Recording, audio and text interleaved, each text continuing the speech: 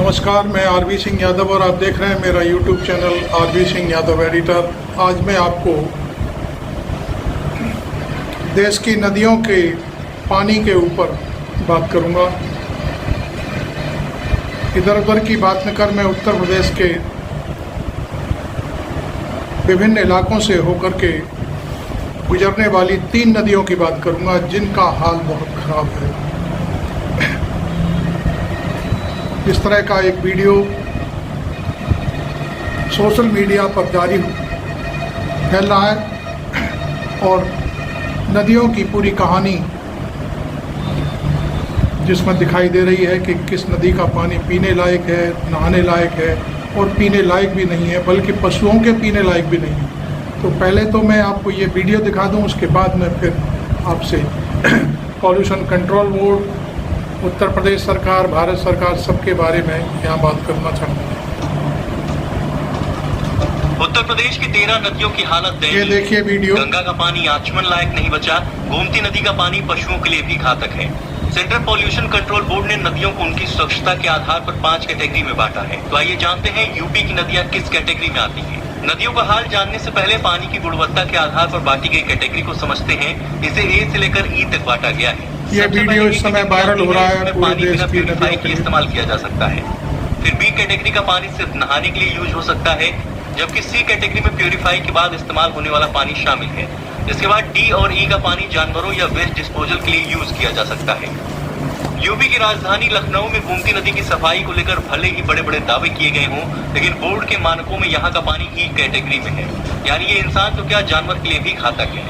लखनऊ के बाद ये नदी बाराबंकी, सुल्तानपुर और जौनपुर तक पहुँचती है। यहाँ तक गोमती का पानी ई कैटेगरी में है। इसके बाद थोड़ा आगे चलकर वाराणसी में मिलने से पहले गोमती का पानी थोड़ा साफ होकर डी कैटेगरी में बदल जाता है। गोमती जैसा हाल ही यूपी के कई शहरों में यमुना नदी का है। बोर्ड ने प्रदेश में कुल 14 जगहों से नमूने लिए, जिसमें सामने आया कि इसका पानी इंसानों के इस्तेमाल के लिए बचा ही नहीं है। मथुरा के आगे आगरा, इटावा और हमीरपुर में यमुना का पानी डी कैटेगरी में रखा गया है, जो इंसानों के इस्तेमाल के लायक नहीं बचा। हालांकि प्रयागराज में ट्रीटमेंट के बाद पानी का इस्तेमाल किया जा सकता है।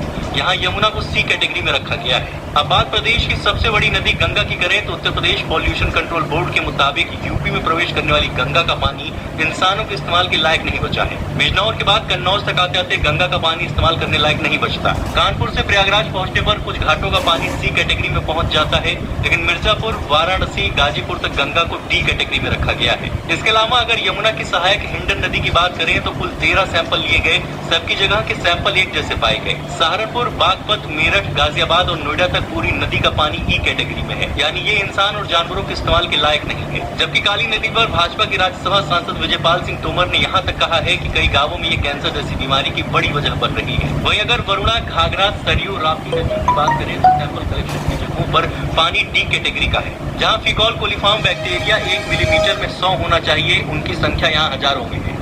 सरकार ने नदियों की सफाई पर कई करोड़ रुपए खर्च किए, कई योजनाएं लागू की, लेकिन पॉल्यूशन कंट्रोल बोर्ड की रिपोर्ट में यूपी की ज्यादातर नदियां दूषित हैं। ब्यूरो रिपोर्ट दैनिक। आपने ये वीडियो देखा, ये अधिकृत कुछ चीज़ें आंकड़े थे और बड़े ही कायदे से इस पूरे 3-4 नदियों के ऊपर जो कुछ भी यहाँ पर हो रहा है उसकी पूरी कहानी बताई। लेकिन आज मैं ये वीडियो क्यों बना रहा हूँ, इसके पीछे एक कारण है। देखिए, आज गंगा दशहरा है और गंगा दशहरा पर आमतौर पर, मैं बचपन की बात कर रहा हूँ, हम भी कभी नदी में नहाया करते थे, यमुना नदी में। आज वो सारी चीज़ें खत्म हो गई। अंतराल ज़्यादा नहीं है, ज़्यादा बचा नहीं है। ये ज़्यादा से ज़्यादा 40-50 वर्ष पहले की बात है, जब यमुना नदी का पानी खूब पिया जाता था, उसमें नहाया जाता था, सारी चीज़ें होती थी। आज हालात कितने ख़राब हैं कि आपको हम बता नहीं सकते।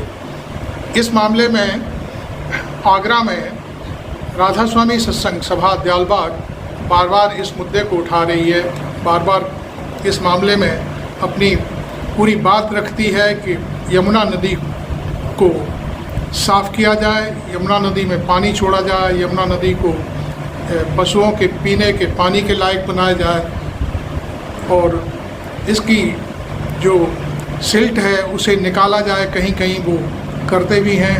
उन्होंने यहाँ एक बैकुंठ धाम पर अपना बैकुंठ धाम के पास एक पार्क बना रखा है कोया घाट पर, जिसको उनकी यूनिवर्सिटी जो DEI है, दयालबाग यूनिवर्सिटी, उसने उसको वहाँ पर एक बायोडाइवर्सिटी पार्क बनाया है। और उसके नीचे फिर उनके खुद के खेतों के नीचे जितनी भी जो दायरा यमुना का है उसको साफ करते रहते हैं और वहाँ पानी बड़ा अच्छा सुविधाजनक दिखाई देता है।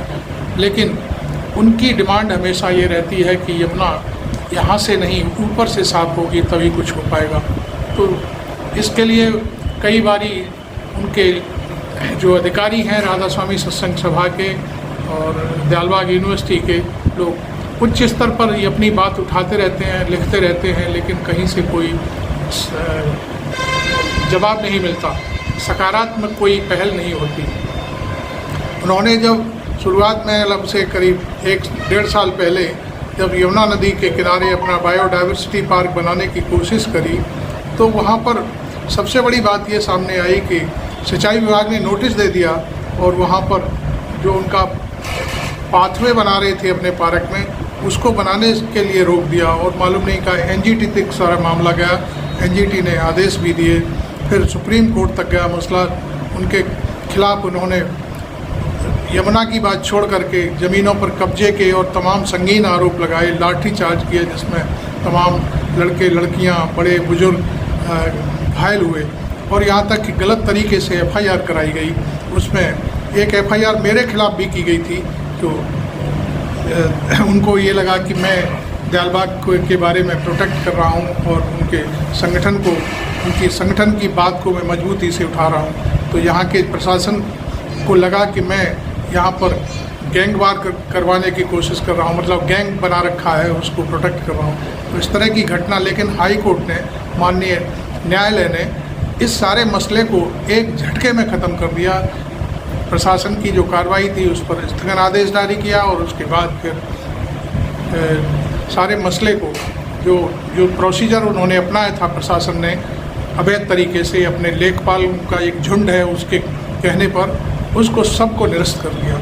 और उसके बाद जो FIRें हुई थी, हम लगभग 3 बड़े पदाधिकारी राधा स्वामी सत्संग सभा के थे और 40 के आसपास कुछ और लोग थे और बाकी करीब 40-50 गाड़ियाँ थीं जिनके नंबर लेकर के उन्हें भी FIR में डाला गया था। लेकिन ये भी बात पिछले महीने माननीय उच्च न्यायालय इलाहाबाद ने खारिज कर दी सारी कहानियाँ और FIR को निरस्त कर दिया। ये एक बड़ी बात है। प्रशासन सकारात्मक काम करने की बजाय जो लोग अच्छा काम करना चाहते हैं उन्हें रोकने की कोशिश करता है और इसमें उसे मुंह की खानी पड़ी है। खैर, ये बात मैंने इसलिए यहाँ वीडियो में डाली है कि चूँकि दयालबाग यमुना को लेकर के काफ़ी सक्रिय है और बहुत सारी चीज़ें वो चाहता है कि यमुना साफ़ रहे, पेड़ लगें, नदी किनारे वातावरण अच्छा रहे, तो ये उनकी पहल है। अब मैं आगरा में एक और सज्जन हैं, हमारे वरिष्ठ पत्रकार हैं वरज खंडेलवाल। वो कई सालों से पत्रकारिता करते रहे हैं, केंद्रीय हिंदी संस्थान में वो पत्रकारिता विषय भी पढ़ाते रहे हैं और मैं समझता हूँ पर्यावरण के नाम पर वो बहुत कुछ लोगों को अपने जो लेख हैं, अपनी वाणी है, उसके जरिए लोगों तक पहल करते हैं कि किसी भी तरह से पर्यावरण को संतुलित बनाए रखा जाए। उन्होंने एक अपना मिशन बनाया हुआ है कि यमुना आरती स्थल बनाया हुआ है, यमुना किनारे वो वहाँ पर रोज़ाना आरती करते हैं और प्रशासन से, सरकार से अपील करते हैं उस आरती के जरिए कि यमुना को साफ रखा जाए, यमुना की व्यवस्था को सुदृढ़ किया जाए। वो बार बार तमाम वीडियो और तमाम खबरें उनकी छपती रहती हैं, लेकिन प्रशासन और स्थानीय जो सांसद हैं, विधायक हैं, मंत्री हैं, वो कुछ भी नहीं करते। केवल बातों के बतासे ज़रूर चलते रहते हैं और वोट भी पाते रहते हैं, सब काम करते रहते हैं। आगरा की जनता भी इतनी महान है कि इन लोगों को वोट देती रहती है, लेकिन वो ब्रज खंडेलवाल की बात पर कभी कोई भी प्रतिक्रिया व्यक्त नहीं की जाती। इस मामले में मैं आपको बता दूं, पिछले दौर में जब यहाँ 2024 का लोकसभा चुनाव हो रहा था, तब अखिलेश यादव आए थे। उन्होंने यमुना पर एक बड़ा बयान दिया था और कहा था कि यमुना में पानी डाल करके इसे सही किया जाए और आगरा की जनता को पानी की समस्या है उससे निपटा जाए।